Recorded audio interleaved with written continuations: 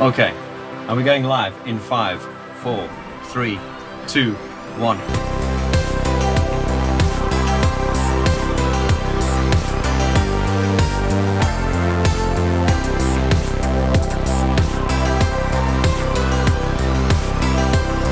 Hi guys, and welcome to Piano and Keyboard Artist, where we discuss the artists related to pianos, keyboards and synthesizers.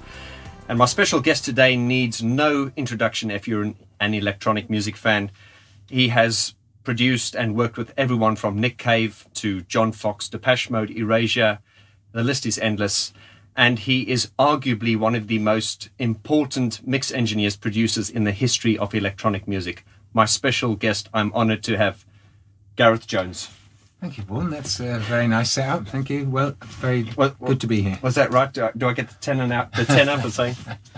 Gareth, thank you so much for agreeing to see us. This is an absolute dream come true for me as a fan, as a musician, and as a YouTuber, and also for the community at large. So this has been very, very looked forward to. When I dropped the news that I was going to interview you, yeah, it rippled through the waves of the internet. So. Well, you're very welcome. It's very nice to welcome you to my little shed. Thank you. As I say, so the way we're going to roll with this, just for the viewers, is as you guys know, Gareth is about to release his debut album. That's right. Yeah, Electrogenetic. That's right. And there's a lot of questions we can ask. But what we're going to do is we're going to start talking about that generally, and then we're going to sort of diverse into your life, because this album is a very personal album. We want to sort of ask the questions that people don't know about Gareth Jones, because we all, when we think of Gareth Jones, we think of the bands that you've produced or worked with. And this is why this is so important to me and to the fans, is that this is actually Gareth Jones, the artist. So we want to talk about that initially. I want to touch on some of the people you've worked with, and then at the end I want to ask you some specific questions regarding this album, because I've had this on my stream. Well, I've had the leisure, I've been privileged to getting a private link, and I've really been absorbing it. And then on the next episode we're going to have a geek talk chat, where we're going to talk about all the geeky and modular stuff and the production of the album. Now that the monologue is out of the way, sir, that's cool. That's all good. Let's get started with you. First of all, how are you today? I'm good. I had a bit of a sleepless night last night because of the full moon. You weren't nervous about this interview, is that? No, it wasn't the interview keeping me up. No, the full moon affects my sleep. But no, I'm good. I'm just wrapping up in London. I'm going to Brittany on Saturday, where I'm making a new album with my friend Jan Thiessen. That's right. And after that, I've written and produced a beautiful new record with Tiny Feet, who's Emily Thiessen, Jan's wife, which I did in lockdown in my Studio B, largely at home on my laptop, which was very much a labour of love.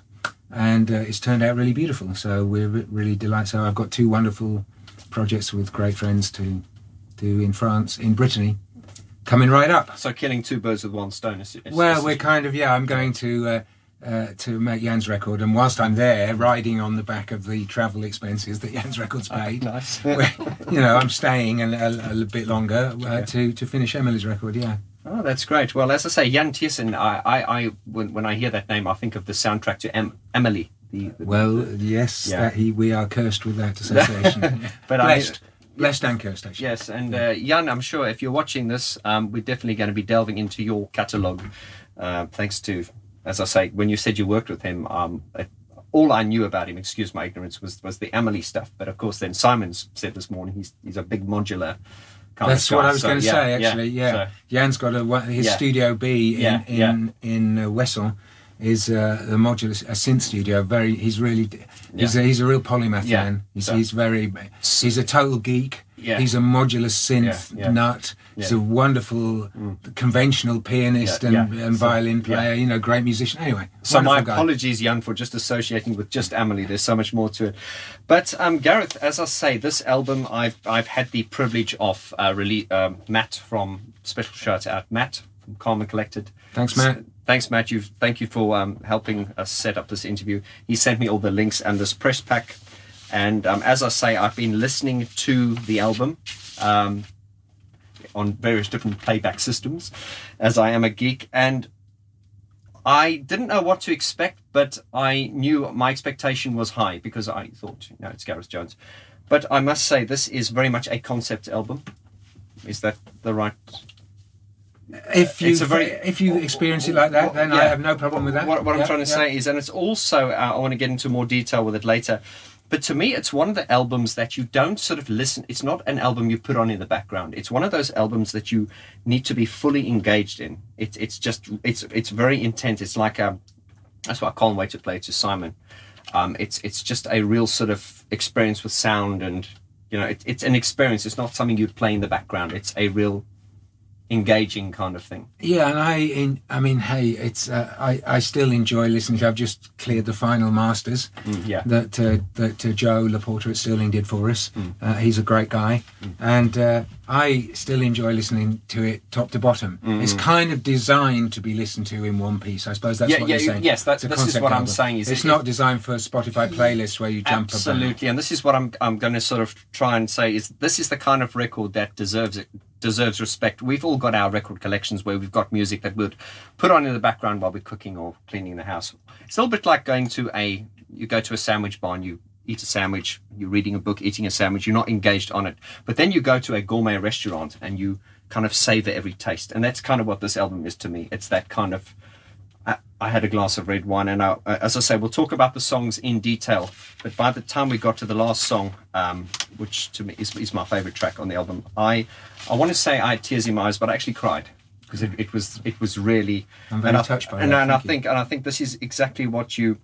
I think this record is really a look into your soul. But I do want to sort of read a quotation, which, and this is a very well written press pack, by the way, and you are quoted as saying, "This record is about death, commemoration, celebration, separation, and transition. I've always been conscious of mortality, and of course I'm more and more conscious of that as I get older. I've turned 65 last year." You wouldn't believe it. Well, we're a young man. "I've turned 65 last year, and the symbolism of that, plus an appreciation of the ongoing circle of life, is what informed this album. I wanted to make something that was authentically me, something that was utterly personal, yet whose themes would be relatable to everyone. I'd like to think that I've achieved that on this album, with this album." And you certainly have. Oh, thank you, Vaughn. I really have. And my guys know I'm a huge Depeche Mode fan, and I criticize them. I'm known for being quite blunt and speaking my mind, so probably not when I'm in front of them. But no, this is deeply, and I say we'll get into this. But as I say, at the end of this interview, I want to sort of work up to the album and sort of ask you specific questions on the tracks, because as I say, it's a deeply personal album, and you sense that when you put this on. It's just goose flesh. It really, really is. But now let's lighten the mood a bit and just get into you. You were born in Warwickshire, Warrington, Lancashire. I was born in Lancashire. Lancashire, sorry. Yeah.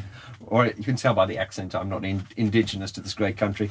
Okay, and it says, based on rumour and Wikipedia and stuff, you were interested in music, you taught yourself instruments, but you became interested in electronics. So how did that come about? Who influenced you? I was very much a science geek when I was at school, so there's always been this,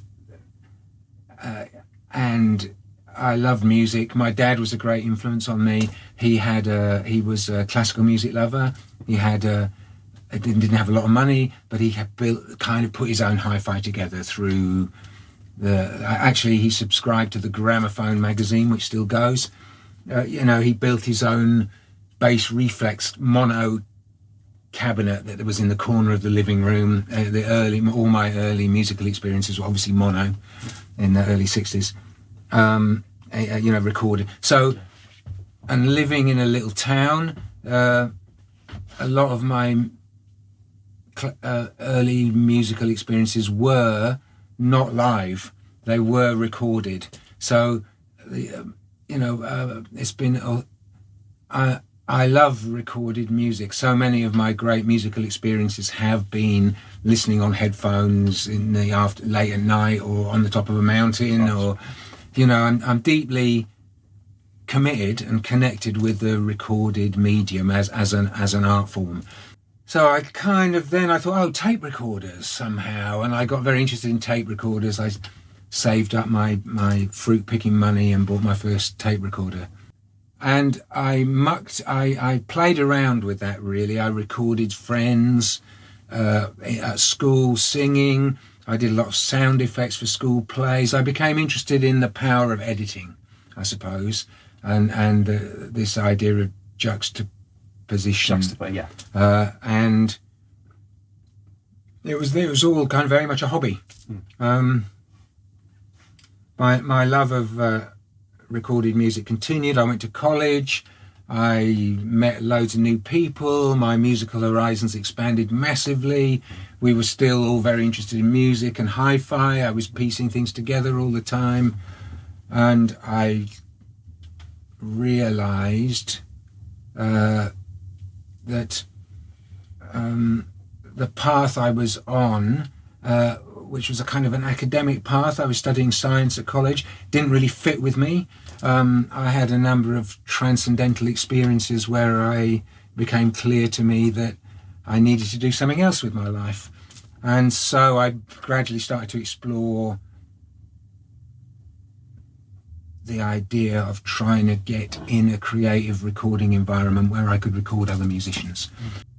What's fascinating, what you said there, was that you were very interested in recorded music. And this, I think, plays nicely into the fact why you worked with certain acts. And now I'm going to mention Depeche Mode, was that they're the kind of band that performs live, but it's not live. There's a lot of pre-production, and it's not, technically speaking, every performance every night is more similar than a conventional rock band. So I think that is probably why I'm thinking of why you would have been a great producer, was because you're kind of dealing with recorded music as opposed to something that's live, because you said you've got this you're passionate about recorded music. Am I making sense? I think so. Yeah. I mean, if you record, I love all kinds of. I personally have had such profound musical experiences with loudspeakers and also headphones. Headphones has been a thing for me my whole life, and it still is. I'm just totally in love with the headphone experience. And when I was a student, we used to stay up all night and listen to music on headphones a lot because we didn't want to get arrested, basically, and disturb the peace of the whole environment. So headphones have been really important to me. Where am I going? But yeah, I just wanted to underline, so if you make a recording of a Beethoven string quartet, there's, of course, it's a form that stands on its own, but really it's a recording of a live performance. You could say, in a way, the live performance would be more authentic. To sit in the room with the amazing string quartet, correct, playing the thing would be amazing as well, right? Especially if they're really good and there's no mistakes. It could be mind-blowing. And in a way, the recording, important as it is like a poor copy of that. Yes. But a lot of the work that I'm interested in, and there's many great artists I'm following the footsteps of masters and giants, obviously. And that's what I was always fascinated in, even with my early crude tape editing as a teenager. I was making stuff that didn't exist in any other way. Great. Great. So, I mean, we know, Brian Wilson, the Beatles, all this groundbreaking studio work where suddenly it wasn't about recording the sound of a band, it was what can we do with the technology to make a new art form. Absolutely.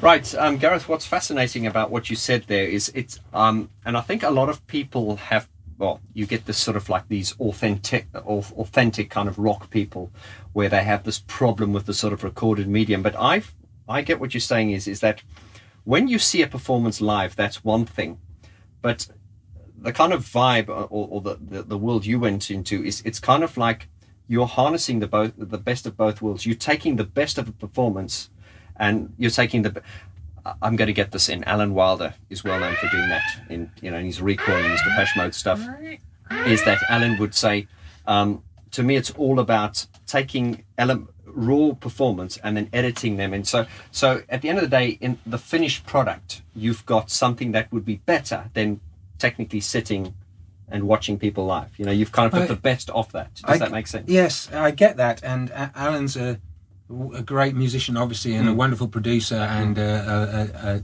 deep and creative human being.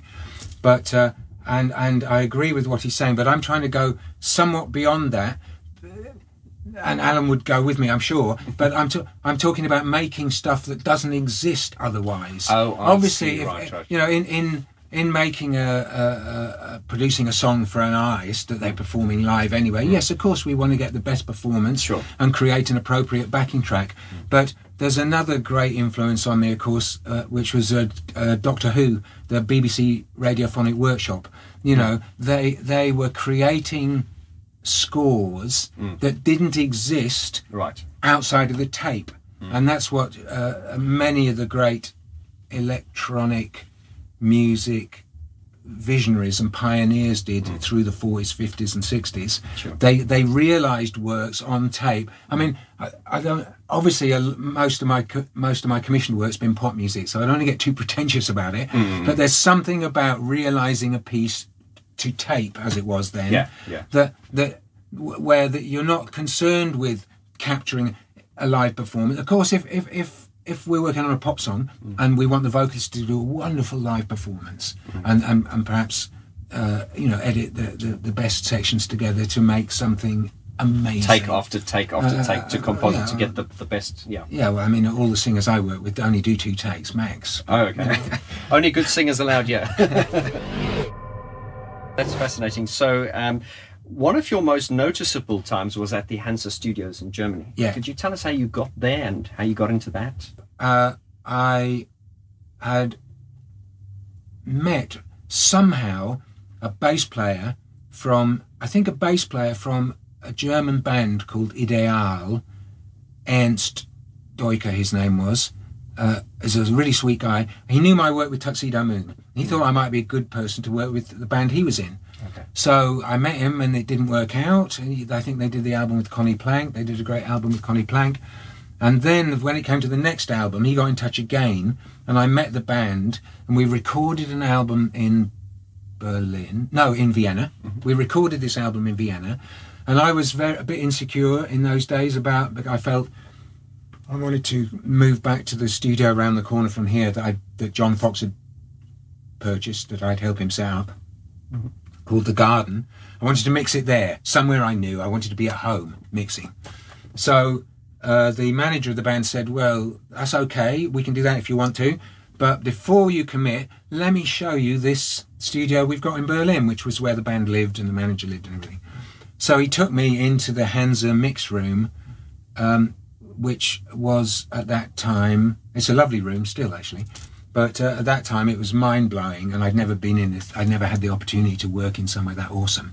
So I was a bit hesitant. I said, yeah, all right, Connie, I'll come and have a look at it. Like a lot of things in my life, actually, I resisted it initially. I was like, I don't really want to. Like this interview, initially. A lot of things, you know. So he took me in the studio, opened the door, and basically within about 2 seconds I said, all right, yeah, we'll do it here. I think I'd already started working with Depeche, and I met Daniel. I was doing another project in Hansa. Daniel was visiting Hansa, where the birthday party we're recording with Flood, I think downstairs in one of the rooms. And I said, look, man, come and have a look at this mix room. Maybe we can mix Construction Time here. What do you think? And he loved Berlin. He loves Berlin. Loved Berlin then, and so he came out a look, and then the whole thing just kicked off from there. You know, We had very productive 10 years. Daniel Miller, obviously a very important person in electronic music. Yeah, you did a collaboration with him, like a collaboration of like an album. Something I was told about. I haven't actually looked it up. You did some records with him together? We've done, other than our production work together? Yeah. We've done a bunch of remixes. We've got a moniker called Sunroof, and we've done a bunch of remixes over the years. like commissioned remixes, which is pretty awesome. It's online. I think I've done a mix cloud of all the Sunroof remixes. Okay.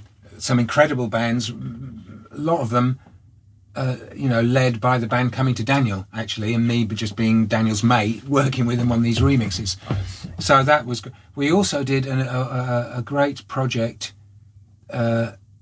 really just jamming in the studio in the 90s when I moved back to London from Berlin in the early 90s when I moved into this room. Daniel still has an electronic music studio in Bermondsey, and we used to go there and just hang out and do these jams, and we called it it's in Abbey Street. We called it the Abbey Street Sessions, and that's online as well, somewhere just free to listen Abbey to. Street Sessions. They're not edited. They're just we did them. We were using tape at the time, and they were as long as the tape. When the tape ran out, we stopped. So 45 minutes, I think most of those jams are. So that was really cool. But just a couple of days ago, we released a new track. Sunroof released a new track on a Rough Trade compilation, which is like a charity record, which I should really be able to plug properly, but I can't, which is about encouraging people to register to vote. Our publisher came through and said, did we want to be part of it? So we had this electronic music improvisation that we'd done, so we put out a new piece of music on Bandcamp right now. Okay. Well, as I say, links in the description to everything. We're going to try and... Yes, there's I tweeted, I sent it, I just heard about it today that it had gone live, and I put it on my Twitter feed. So please link to it, because it gives you an opportunity to hear some new shit that we've done. Absolutely. Well, guys, as I say, all the links to everything Gareth is talking about now is going to be in the description below, so do check it out. But now let's come back to your album, as I say. First debut album at the age of 65. I'm giving your age away because you've actually said it here in the write-up. But I just want to sort of talk through some of the tracks here, if you don't mind, because as I say, I've listened to them. I've just made a few notes. And as I say, in the Geek Talk episode, we're going to talk more about the production and what you used to make it. Yeah. But it's 39 minutes and 51 seconds. So when I saw that, I thought, okay, this is going to go onto a vinyl. So according to the press release, it's going to be released on the 18th of September via download, stream, and also limited edition cassette. Yeah. I like that. Are you going to be releasing it on vinyls? I mean, maybe. Okay. Same with the cassette. The cassette probably won't be ready for the 18th. Right. We've just gone with the release date because we it's a very small label. It's a great collaborative effort by a bunch of friends. We've just got to get it out there. I would love to see obviously, who doesn't love vinyl? A friend of mine mentioned to me the other day, we were chatting about vinyl, and he said, vinyl doesn't sound better than a 96K 24-bit digital format. And he said, and it really doesn't sound better than any other format, but it's still the most beautiful way to listen to music. Oh, absolutely. And I just resonated with that so strongly. It's my friend Reinhold Heil, who's nearly my age, and that's my feeling about vinyl. And so many of us, I'm from a vinyl generation. That's why it's 40 minutes long. It's two 20-minute sides, obviously. This is why when I saw 39.51, I knew this is going to go on vinyl. So I didn't think we are obviously trying to get it on. No one wants 500 vinyl albums in the kitchen that they haven't sold. So every independent musician starting off goes through this challenge. I'm not a touring musician at the moment. We've made an initial decision not to spend our own money pressing up a bunch of vinyl that we might not be able to sell, brother. That's what it is. Something I'll probably talk to you after the video, Gareth, is there are companies now, and I know like independent bands like Empathy Test, who've done very well with this, they mentioned this to me, is you do get companies now that do print on demand, and only when you reach that threshold will they release it. So you don't actually lose. The last thing you want to do as an independent artist is, print 500 vinyls and have them all under your I know, and you could say, so you could do it like, you could say, look, pre-order. Exactly. And if we get to whatever the minimal vinyl is, if we get to 300, we'll press it. That's a wonderful way to do things, I think. Absolutely, and that's one of the good sides of technology. I personally would like a vinyl. I would like a vinyl, brother. So I would love a vinyl. So but, thank you for saying that as well. I think it's. But but conceptually, as you said, that's where that's in my DNA. This goes right back to when I was a kid. Yeah. That's how people from my generation have listened to music and still listen to it. Well, it's not only that, it's the whole experience of, and as I was talking about your album in the beginning, Gareth, this is the kind of album I would not put on in the background. I would only listen to this if I was really engaged, because it deserves that kind of attention. It's that kind of album. This to me is like listening to like a Jean-Michel Jarre or those Oxygen 4s. You don't have them in the background. You're fully engaged with a glass of wine, and it's just that. There is a lot of meaning to it and stuff. A glass of wine or a drug of your choice. A drug of your choice, absolutely. Don't worry, this is not for children. Don't do drugs, kids. Do not do drugs. So if we look at some of the tracks, the very first track is called The Beginning. And it's a no-brainer. Going to give a few spoilers away here. This is spoken word. And as I say, when I put this vinyl on, I only had one expectation, that it was going to be brilliant. Okay, and I'm not trying to fanboy you here, but I knew it was going to be good. And it didn't disappoint me. It was... that's a relief. You really didn't. There are certain artists we talk about on this channel that have released albums recently that have been rather disappointing, but this is not one of them. And of course, this starts with you with the spoken word, where you read in the beginning and stuff.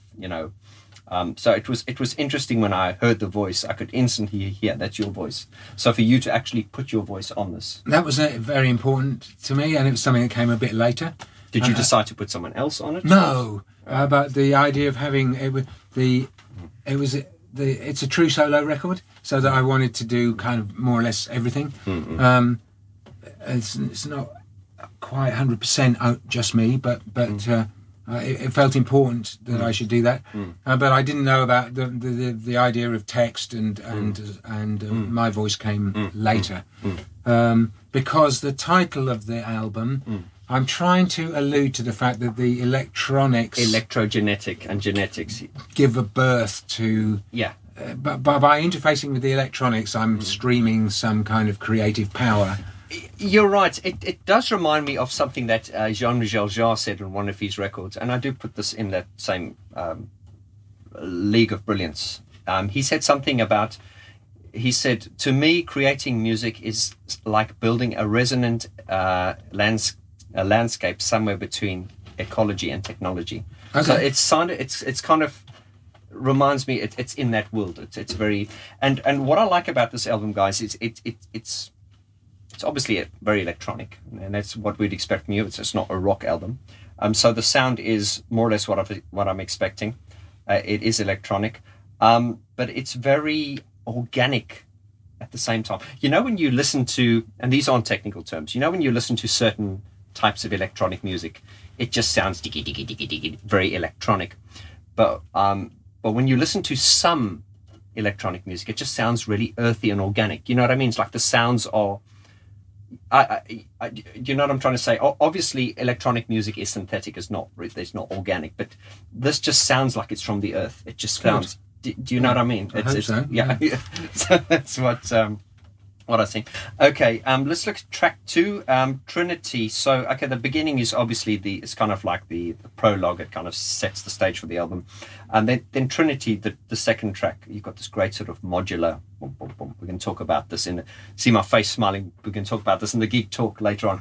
But you've got this deep sort of modular, and please tell me you did use a modular. It wasn't a plug-in. And I don't think there's many plugins on the record. It's largely analog synths.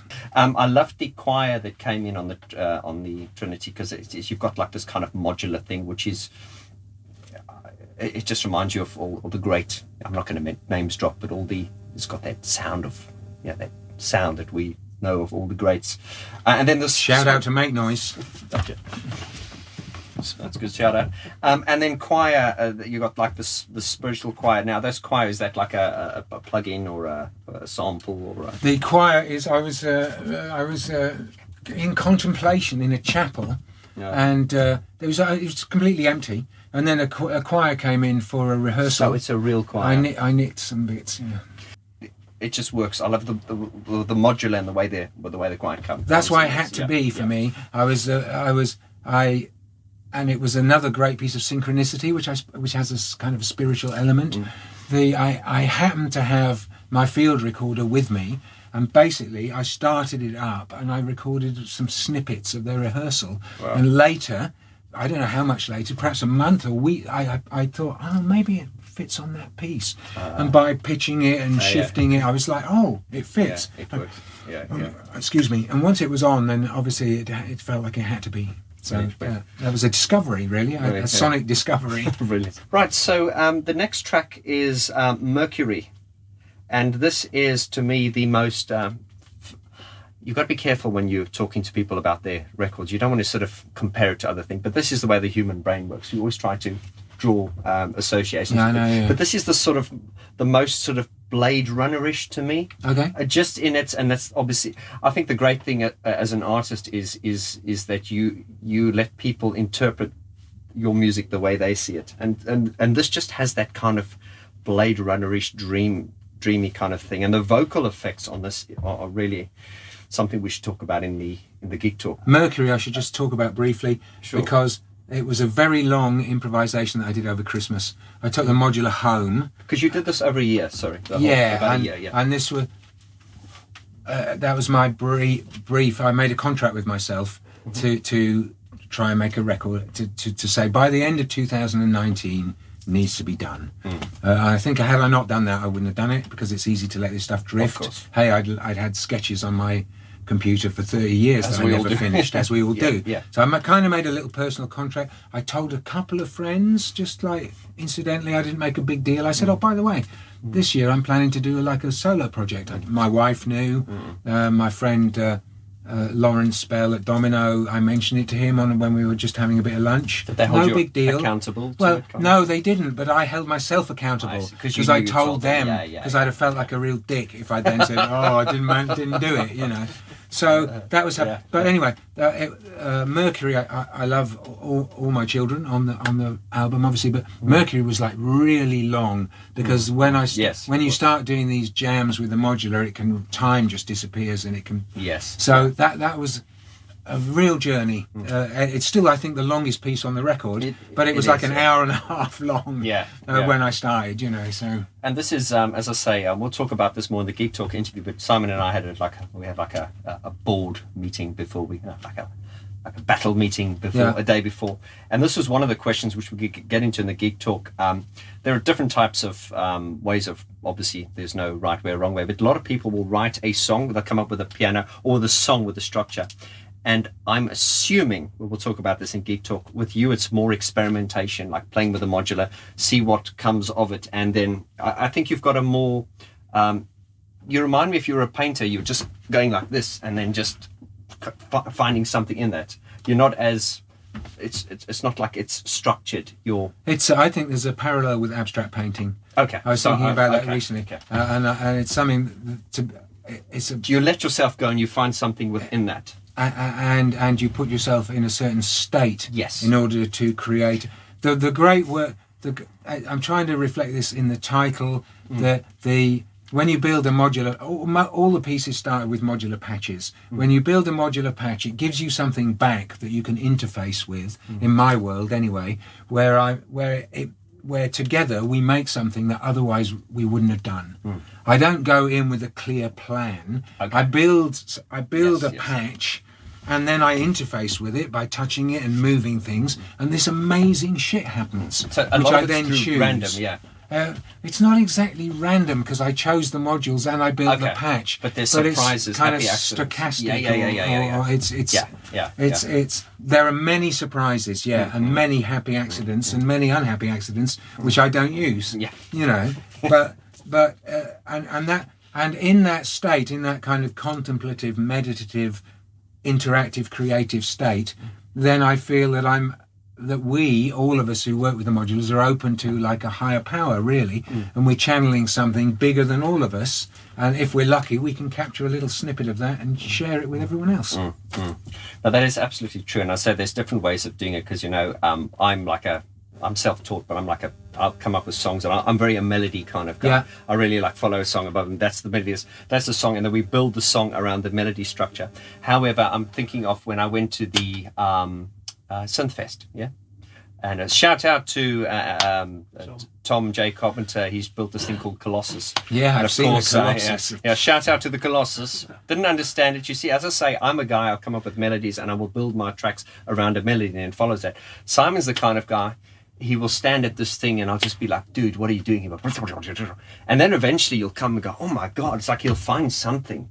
And in finding that, there's just like a magic. Look, he's tweaking and he knows he knows doing that's going to do that, it's going to lead to that. But then a magic comes from that you wouldn't necessarily get if you had just followed a structure. So I really get that, and it's something I really want to talk about in the Geek Talk series. Okay. And I'm going to get my modular expert Simon on, and he's going to ask Gareth some of the more manipulating questions. We'll see how much Mr. Jones really knows. Not much.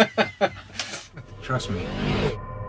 Okay, so the next song is Michigan, and it's not a very long track, that one. No, it's not very long now. I tried not to be indulgent, The record could have been like 400 minutes, but I didn't want to put anyone through that. Yeah. So it's not that long now. Yeah. Why did you choose the name Michigan, though? What's the significance of my wife's from Michigan. Oh, okay. And this piece wasn't written in Michigan. Two pieces were written in my mother-in-law's basement. When my mother-in-law died, my wife and I went, as many people do, we went back to the family home to clear the house. So I wrote a couple of tracks in the basement of my mother-in-law's house when we were clearing the house, Farewell and Safe Travels. But Michigan I made here. Partly I had my friends in a wonderful group called Wavoka Gentle, who I produced some music with them, invited me to do a support gig at a concert they did 2019, and I made a modular patch, and I used Imi's voice, and one of the songs that I recorded with them that I loved was called Ice Fisherman, and in the patch I made for my live performance I took Imi's voice and put it in my modular, and it turns out that one of the words was Michigan, and this was another little synchronicity moment. Well, when I came after the gig, when I came back to work on my album, in the sampler the voice was still there because it was, and I was just playing around with it and I thought, oh, that fits, maybe I can use that in here. So if you listen carefully you can hear like a cut up sampled voice saying the word Michigan. So it's and that's just completely randomly. That's a kind of piece of double, multiple synchronicities happened. Wow. And it's out of respect for my wife, out of respect for the mother-in-law. Yeah. I've opened a relationship with Michigan because over the many years that I've been married, I've visited many times, and so it felt like a nice coming together. So. Okay. No, and the next track is Farewell. Would that be a direct? It's a direct goodbye, to all the parents. Both my father, as so often happens, men died earlier. Yeah, they did. But it's a farewell to all of them, really, to the mums and dads, and other friends that we've lost. It's not just specific, It's acknowledgement of the fact that life is limited, and let's make the best of it whilst we've got it. And so it's something we can, and that's what I like about this, because I get quite philosophical on my channel sometimes, but there is a depth to this. There is a real emotional depth to this. As I say, by the time you get to the last track, as I said, I cried when I heard it. I actually cried, and the second time I heard it I cried, and I listened to it all again this morning. I thought, I'm not going to listen to the last track, because it just, to me, that and you guys that will purchase this or stream it, you will all have your favorites, but to me personally that is the last track, which is Together Alone. But I'm jumping, let's go. So we've just spoken about Farewell. Goon Hilly, where'd you come up with that? Well, as I mentioned earlier in our chat, we were, there's this Telstar connection, Joe Meek, homage to Joe Meek. We were, as a family, we went very often to the same little village in Cornwall on holiday when I was a kid. We always drove down to the Lizard Peninsula, it's called. Yeah. We always drove past Goon Hilly Downs, and I was a big geek science nut as a kid, and still am. And so it was amazing to see these things. Mm-hmm. And I have some field recordings on there that were also made at the Lizard Peninsula.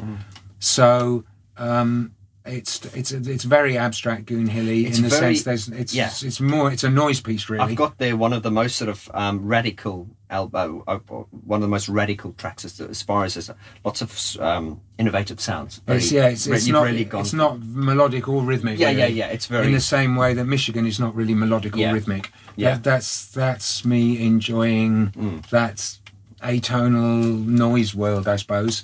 And Goon Hilly. Again, the title came later, but it just reminded me of my feelings as a kid, admiring this, what seemed to be almost like a science fiction world. But you enjoyed making this album. I can see by the way you tell it now, although it was reflecting on some sad and personal moments. The actual process, you enjoyed it. Very much so. Yeah, of course. The next track is called Safe Travels. Again, following on from Farewell, wishing us all. Is that transcending into the next life or wherever we're going? Oh, okay, so I guess it's wider. Wish you farewell. We can make it. I wish you safe travels after this interview's finished as well. Because everything comes to I wish an us end, all safe travels as we move on in our journey through life. Okay. But also, I wish when our spirits leave our bodies, I wish them safe travels as well. That's a lovely sentiment. Yeah. So it's comes from it's like I think all good things come to an end. So goodbye from this interview. Wherever you're leaving, I wish you well. So it's a beautiful thing of humanity. The Germans have a wonderful word for farewell. It's which I believe is Leb wohl, which means kind of have a good life in some sense. Yeah. So I nearly called farewell Leb wohl, but then I wanted to stay in English. Okay, I have to say I'm from Southeast London, and I'm just thinking, fuck off. That's just another Vaughn randomness. Do we leave that in? Right. So and then I believe inspired by at some stage. I don't want to get too pretentious about this, but at some stage I thought, am I making a requiem because it's not, it's not a down. The record doesn't feel down to me. I'm not making something sad, but a requiem is a glorious commemoration as well, and it's the cycle of life and death is what life and death are. It's nothing to be sad about. It is our reality. So a requiem is a hugely uplifting and spiritual event, as well as expressing sadness at loss. It's also expressing great thanks for what we've had.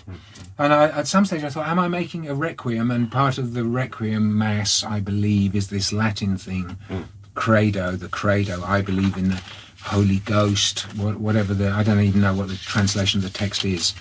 But that felt to me, when I got to that point, I thought, okay, this is my credo. This is something that I believe in. I believe in all the tracks that have happened up to there, and I believe in the track that's about to happen. So, well, when we talk about the track that's about to happen, as I mentioned, Together Alone is the song that literally brought me to tears. And it was quite funny because it's called Alone Together, I think. Alone Together. Oh, so not that it matters. So that's my slight dyslexia kicking in. Or that something. That doesn't matter. Alone Together, sorry. Together Alone is great as well. It works together. Both ways. That's one of the things I like about it. And it was just fascinating because when I got the link to this and I listened to it, I was happy. I just sat down when I listened to this whole album. It's not a downer, of course not, but this is it plays on your senses. It's just it's deep. And by the time it's dark. I think the record is dark. Yes. It's pretty horrible actually having to talk about your own record like this. No, but I just want people to experience it for themselves. This is why most of the people who are fans of this channel and this community are into this kind of music. So I really believe they will enjoy it. They really will. And that is why when you get to this Alone Together, not Together Alone, it is kind of like the grand finale. To me, it's one of the most melodic tracks. Yeah. And is this how you intended it? Because to me, this is like the grand finale of the track. Well, it's when it's in a way, it's more like it's. I imagined it as like a lullaby closer, Yes. and it's definitely a closing piece, right? Yes, yeah. And you said it's more melodic. See what I wrote there?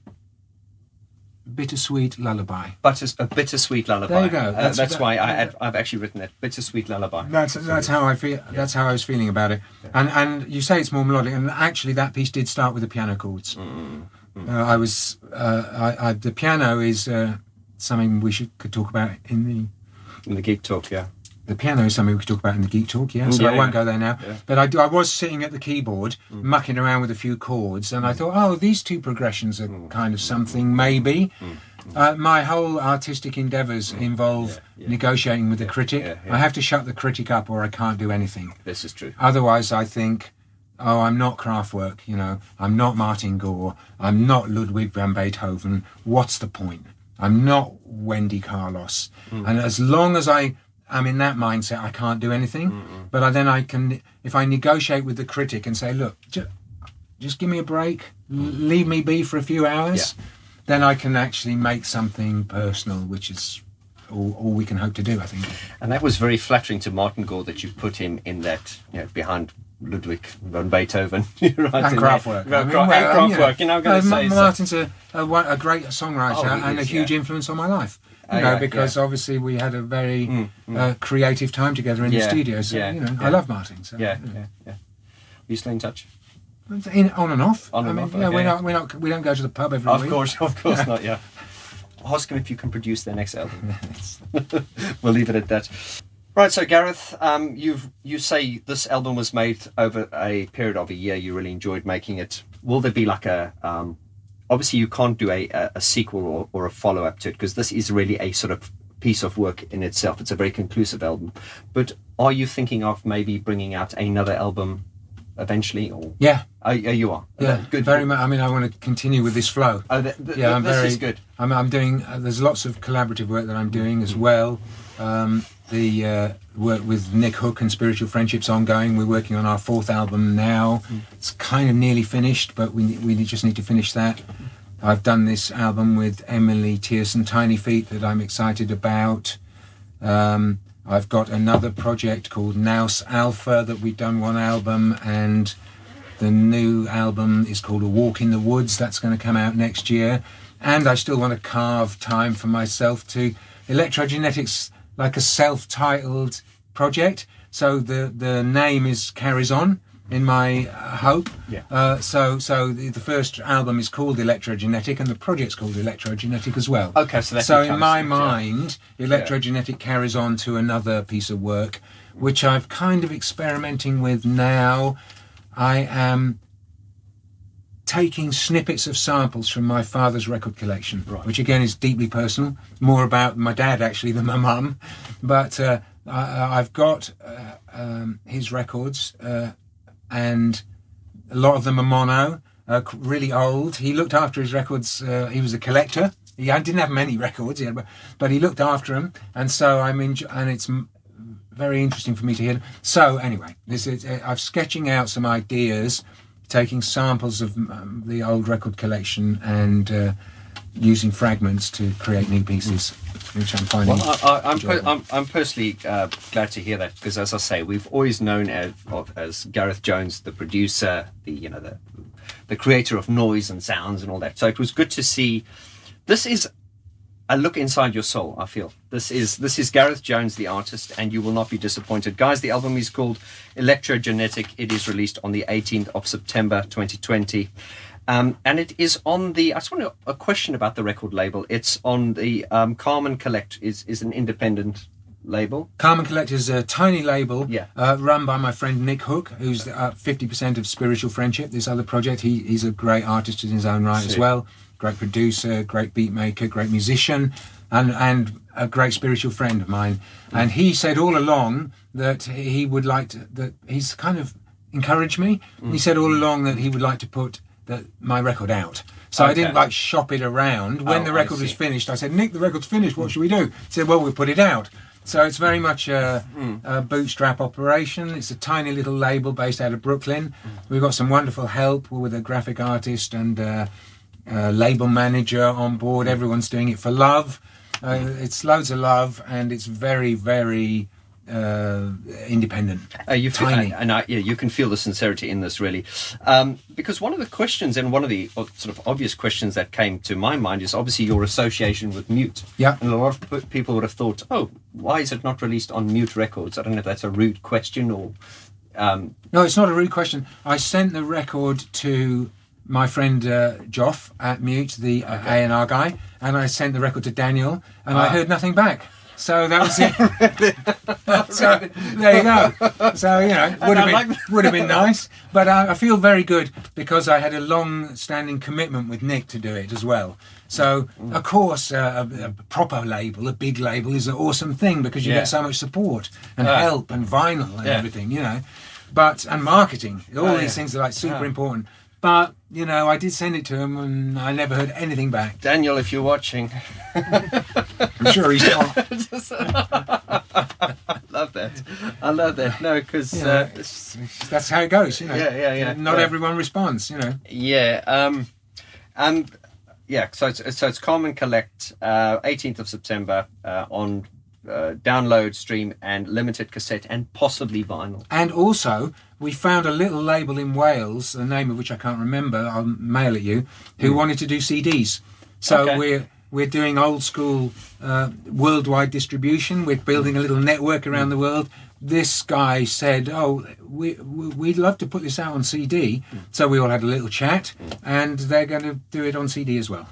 So. I think, Gareth, as well, a lot of people, especially like in my community as well, they're the type of people that'll buy CDs, even if they don't have a CD player, to support the artist, and then they will stream it. But, just to own it. Yeah. So I think putting it out, but these things it's all a business thing. You don't want to, it's the financial costs of putting things out. But of course, you can do a small run of CDs as well. I don't think our friend in Wales is not doing like 1 million CDs or anything. I think he's going to do a small run. But he wanted to do it, and obviously it's flat. We were delighted. Yeah. We didn't want to do CDs. He wanted to, so we said. And I'm going to do a bit of merch as well. I'm going to do small postcards, watercolor. I paint in watercolor. That's one of my watercolors actually. And I'm going to offer watercolor postcards with the text from. There's 3 pieces on the record have text, so I'm going to offer people a choice of text and handwrite the text on the back and mail them a postcard. Well, absolutely. You'll keep us updated with all that. Proper analog experience. See, guys, this is the real deal right here. Before you go, I just want to quickly play you something. I've got a special message here for you from someone that you will remember. That's nice. Someone from the past. That's nice. Okay. Yeah, so Gareth, here's a special message from someone in the past that you will recognise. I'm putting you on the spot, yeah? You are, yeah. There we go. It's Brian. Hi, Gareth. How you doing? It's been some years, hasn't it? I think it was your flat in Berlin in the 80s. I hope to see you again one day. And don't forget, my new book's coming out, Black Country Dada. Hope you get a copy. Thank you, Brian. Awesome. Is Brian in London? Well, no, we're actually neighbours. He actually lives in the same building I do. In London? Yeah, we live in Rotherhithe, which is close to Abbey Street, where so I'm hoping eventually one day we can interview Daniel, because I want to do start doing a Mute special, because I think Mute to me is one of the most, I'd say arguably the most important label in the history of electronic music, and I would debate anyone who disagreed with that. I think it's just the hub where everything comes together. But I will send your regards back to Brian, and I will say Gareth says buy his record and he will buy your book. How's that? Is that fair? Anyway, on that note, Gareth, thank you so much. This has been an absolute dream come true, not only for me and the community, and I look forward to interviewing you on the behind the scenes of your studio in the Geek Talk episode. Okay, thank you very much for it. Thank you so much, and all the best with the album. Thank you. Bye. Cheers, guys.